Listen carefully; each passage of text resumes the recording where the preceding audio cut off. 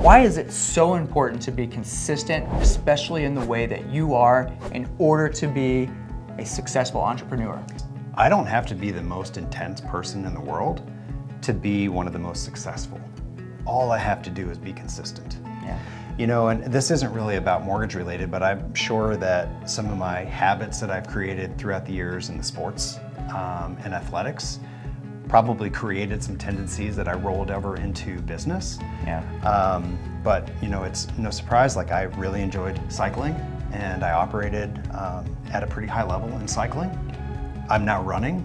And I wouldn't say I'm operating a high level of running yet. I will be one of these days. But I got challenged by another coach and personal friend to run, and he's like, "You want to go running?" And I was like, "What is this thing?" And he goes, "Oh, it's a timed event." I was like, "All right, that sounds easy, but you're obviously like leaving some details out. How long is this event?" He goes, "It's just 24 hours." And I'm like, "I've never ran a marathon, dude, let alone like a 10K." Yeah.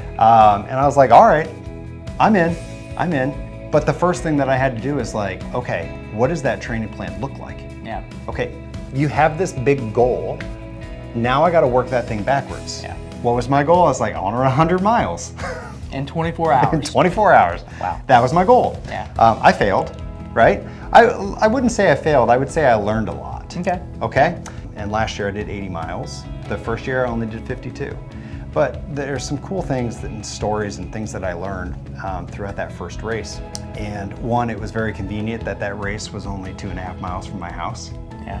Is where the course was. Yeah. And my body broke like 5 times. It was like 2 o'clock in the morning. I'm like, I'm done. I can't do it. It starts at 6 p.m., ends at 6 p.m. the next day. And I was like, I'm done. So I went home, told my wife, Daisy, I was like, I'm done, I'm broken, I can't even hardly walk. And she's like, well, good for you for trying, proud of you, blah, blah, blah, you know. 3:30, I woke up, I'm like, going back out.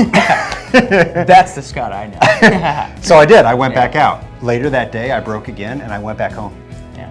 And I went back out and I finished that race. Yeah. And I was like stumbling on one leg, but I finished that race and I did 52 miles the first time. I found out that my body's gonna break, but unless you push your body to that point to find out where it's gonna break, you never know where it's gonna break. So how do you know what you have to train? How does that apply into business and consistency? Yeah. I don't know where my breaking points are until I get to them. That's right. But if I never get to them, how will I ever know that I'm charging? Yeah. And I always love to say is like, you grow in the uncomfortability. Yeah. Don't grow in the comfortable.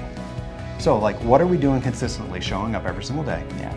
I don't want to get up because I just trained really hard the day before. Yeah. I don't get up because I just worked really hard the day before and I did 15 meetings the day before. I crushed myself.